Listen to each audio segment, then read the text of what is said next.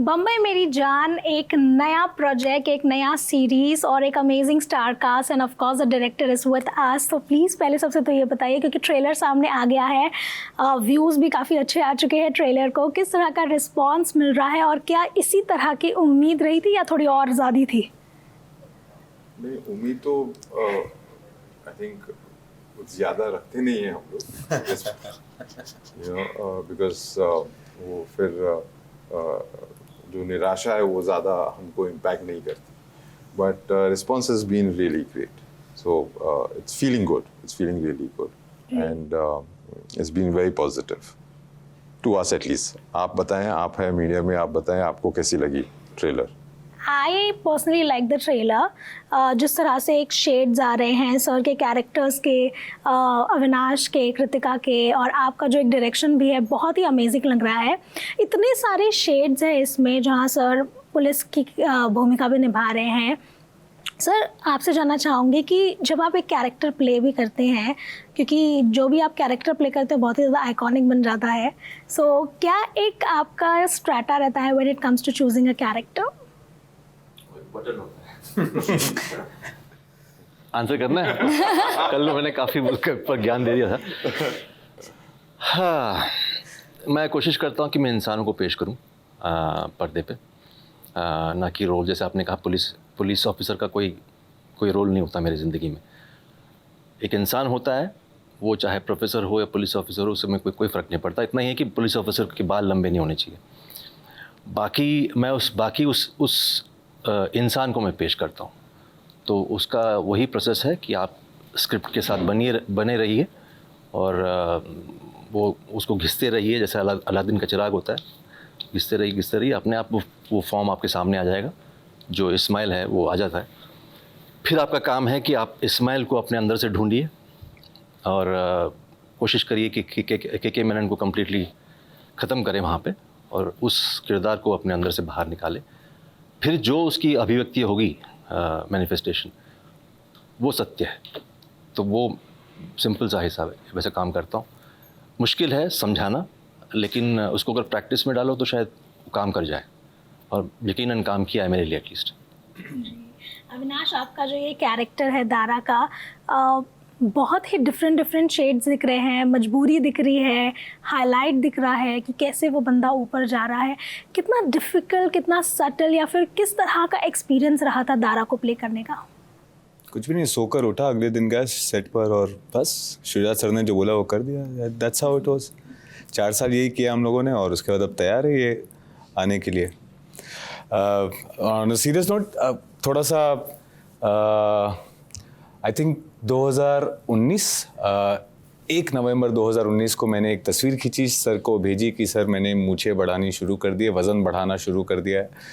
और उन्होंने 15 दिन में मुझे जो मैं कपड़े पहनूंगा शो में वो भेज दिए। तो उसके बाद से मैंने वो कपड़े पहनने शुरू कर दिए। उसके 15 दिन बाद से हमने रिहर्सल वर्कशॉप शुरू कर दिया, रीडिंग शुरू कर दी। तो ऑलमोस्ट 2019 से कपड़े पहनने की तरह इस किरदार को पहनना शुरू कर दिया। और आई थिंक 2022 के एंड तक, बीच में कहीं हम लोग शूट कर रहे थे, 2 जून तक तकरीबन, इतने 3 साल के आसपास हमने इस किरदार को पहने रखा, और अब ये तैयार है आपके सामने। I hope you like it when you see it. But क्या इस दौरान कभी भी ये कैरेक्टर हावी हुआ आप पर? देखिए, हर किरदार जो आप करते हैं उसका कोई ना कोई छाप छूट जाता है। मैं हमेशा ऐसे जोक में करता हूँ कि इट्स लाइक स्ट्रेच मार्क्स, कि आपने वज़न बढ़ाया और वज़न जब कम करते हैं तो स्ट्रेच मार्क्स रह जाते हैं। वो आपको कोई हानि नहीं देते हैं, लेकिन एक मार्क छोड़ जाते हैं। तो हर किरदार जब आप छोड़ते हैं तो कोई ना कोई एक निशानी वो छोड़ जाते हैं आपके अंदर। अभी तक मैंने ढूंढी नहीं कि यहाँ क्या है, बट आई एम श्योर कुछ ना कुछ छूटा होगा, कुछ ना कुछ रह गया। और अगर sir 2nd season 3rd season बनाएं तो शायद उसे निकालने, वापस जीवित करने में आसानी हो। जी, Kritika, how was this entire collaboration, सभी के साथ काम करना, आपके कैरेक्टर को इतना एनहांसली प्रेजेंट कर पाना, क्योंकि 1970 के दशक की ये कहानी भी है जो कि इस तरह से अब सामने भी आई है। बहुत ही बढ़िया रहा। देखिए जिन लोगों के साथ मैं बैठी हुई हूँ, it's absolutely you know it I have been very lucky to be a part of this epic saga जिसे हम कह रहे हैं। ये शो नहीं है, it's a saga. There is a you know there are 10 episodes of just riveting drama that is presented and I get to be a part of it with a character जो कि इतना exciting रहा है मेरे लिए। बहुत ही मज़ा आया।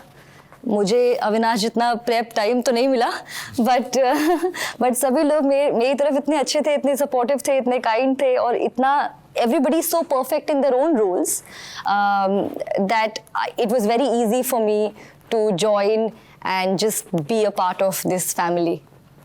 बट आपके कैरेक्टर की अगर बात की जाए तो किस तरह से उसमें उसको और पॉलिश करने के लिए, उसमें और सुधार लाने के लिए कितनी मेहनत लगी थी आपकी? अभी भी सुधार उसमें होता रहना चाहिए एक्चुअली। अगर मौका मिले तो मैं दोबारा करना चाहूँगी उसमें इन द सेंस मेरे काम में like I said because I came in last. जो एक मैं बम्बई की नहीं हूँ, मैं तो एक जो लैंग्वेज है और बॉडी लैंग्वेज है और यू नो वो बहुत ही स्पेसिफिक है, उसमें उस पर काम करने में I think I struggled with it also a little bit. उस पर काफ़ी काम करना पड़ा और बाकी सबको जो है वो सर ने करवा लिया हमसे। हमें थोड़ा अपना होमवर्क करके आना था और उतना काम करना था and the rest of it just happened along the way. जी सर, आपसे कह रहे हैं कि आपने सभी से काम करवा लिया, कितना डिफ़िकल्ट रहा इनसे काम निकलवा पाना? ये डर की आवाज़ है और कुछ नहीं। ये डर के मारे बोल रहे नहीं, सभी ने बहुत मेहनत की और सब अलग अलग यू नो बैकग्राउंड्स से आते हैं। मेरा काम है सबको बाइंड करना ताकि जो एक इमोशन, एक कहानी जो हमको बनानी है वो बिलीवेबल लगे। आखिरकार में मेरा काम उतना ही है क्योंकि जब और सब बढ़िया एक्टर्स हैं तो मुझसे कभी किसी ने पूछा कि यू नो कि कैसे आपने एक्टिंग कैसे करवाई। मैं कौन होता हूँ किसी से एक्टिंग करवाना? सबको अपना किरदार पता है, सब अपना प्रेप करके आए हुए हैं। तो the way I look at my self is that I am the first viewer. जब मैं मॉनिटर पे बैठा हूँ या जब मैं कैमरा के साथ हूँ, जब शॉट चल रहा है, I am the first viewer. और एक जिम्मेदारी है मेरी एज अ डायरेक्टर कि जब मैं ओके बोलता हूँ कि पूरी दुनिया वो शॉट देखेगी, तो at that moment in time as I am as immersed as my actors are because I need to feel it. Now, of course, it happens, you know, every director has their own process. But at that moment in time, I need to feel it. And if I haven't felt it, I will ask for another take till I haven't felt it. So that I see is what my job is because, you know, I'm not going to tell actors how to act. That is not my job. My job is to convey a certain emotion which is required for that particular scene as a communicator. And that once I have gotten it, that becomes my soul. And then the entire world watches that. So I see that as a director's job. So for me, it wasn't very difficult to draw out work from any of them. सब कमाल के actors हैं, professionals हैं, and they've brought a lot to the table because of course when you're creating your writing, you have a certain vision in your mind. And then you also have to be open देखने के लिए कि ये क्या लेके आते हैं. So you can't be closed-minded. Also, the way we went about even lighting our spaces, right? We used to light the entire space, give the actor the freedom. अभी मैंने देखा कि वो इधर खड़े रहेंगे, इधर से उधर जाएंगे. लेकिन फॉर एग्जाम्पल जब के आते हैं और हम ब्लॉकिंग कर रहे हैं सीन, उनको कुछ और करना है जो मैंने नहीं सोचा. So that is how it becomes a collaborative effort. Yeah, at times when they're not paying attention, I'll tell them exactly what to do and they should. But ऐसे में देखा गया है कि जब एक ऐसे डार्क शेड या फिर यू नो मिक्स कैरेक्टर्स का जब एक साथ में हम एक सीरीज़ देखते हैं जहाँ पर बहुत सारे अलग अलग शेड्स ऑफ कैरेक्टर्स को हम साथ में देखते हैं, कहीं ना कहीं जस्टिफाई किया जाता है कि जो विलन है उसके ये रीजंस रहे, ये चॉइसेस रहे ये काम करने के लिए, और एंड में वो हेरोइक चीज़ आ जाती है जो कि लास्ट में प्रेजेंट की जाती है। सो यहाँ पर भी क्योंकि हम देख रहे हैं कि दारा पे कहीं ना कहीं आधारित है कि वो किस तरह से ग्रो कर रहा है, किस तरह से उसके शेड्स बिल्ड हो रहे हैं, वो एक और ग्रो कर रहा है, एक अलग दुनिया में जा रहा है, डार्क दुनिया में जा रहा है। क्या एंड में यही उम्मीद रखनी चाहिए कि इसे जस्टिफाई किया जाना है? ये सब जो अल्फाज है ना, ये एडजेक्टिव्स जो हैं, I find them little funny when we add these adjectives to characters and to films. Dark and villain, we all are different, right? Today I'm sitting here in front of you. I'm a different person. Is this really me? I don't know. I'm different in front of my father. I'm different in front of my friends. I'm a different person when I'm with my actors. So we all play multiple characters in our life as individuals, right? So we are not that one person. So there is a amount of darkness to you, to me, to everyone. You know, the dark in the dark sense of it. We are emotional. You know, we get cold. We go through an entire plethora of emotions as individuals, and that is what the story is about. So it's about humanizing. It's not about glorifying anybody who is, you know, bad or labeling somebody who's villain. Circumstances are different. This story is set in a different strata. क्या आप कभी life में भूखे सोए हैं क्योंकि आपके माँ बाप ने आपको कभी खाना नहीं दिया या आप नहीं कमा के खा पाए? मैंने तो कभी नहीं किया. I haven't experienced. Does that mean I cannot portray that world? Right? So this story is about that strata of society and people who live in that environment. So we've created that environment, right? People who live on the poverty line. एक आदमी जो 50-55 रुपए महीने के कमाता है, right?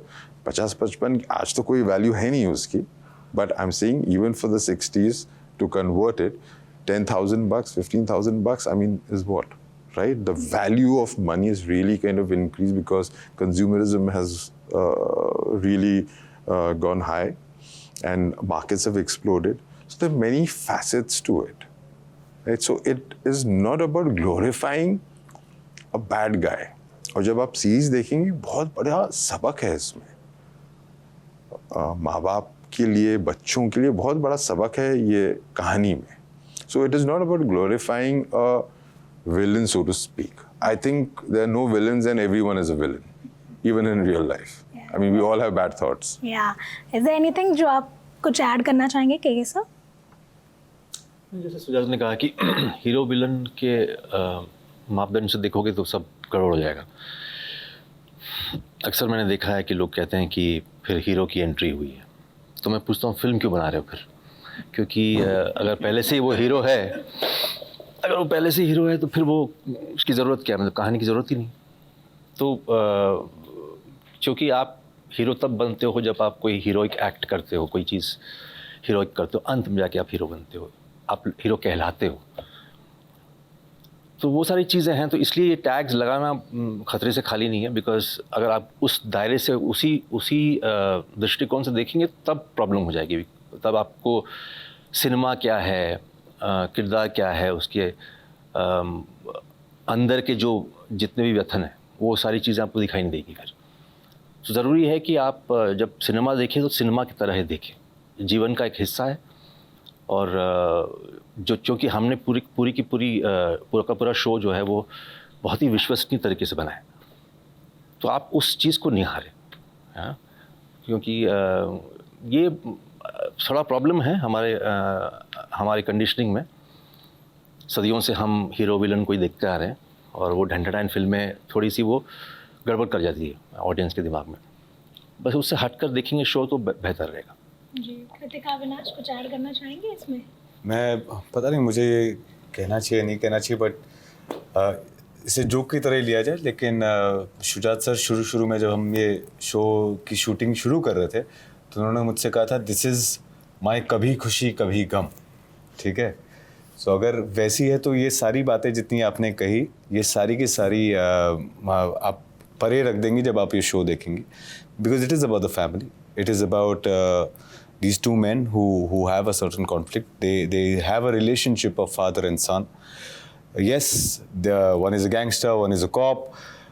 It's a crime world, all of those things. But अगर आप एक इंसान की कहानी देखें जो उस दायरे में जी रहा है जहाँ पे लाइक इन्होंने कहा कि उन्हें 2 वक्त का खाना ना मिल रहा हो, तो वो ज़िंदगी वो जीते हुए उनके यहाँ क्या क्या होगा और किस तरह से वो आगे बढ़ेंगे, ये देखने की कहानी है.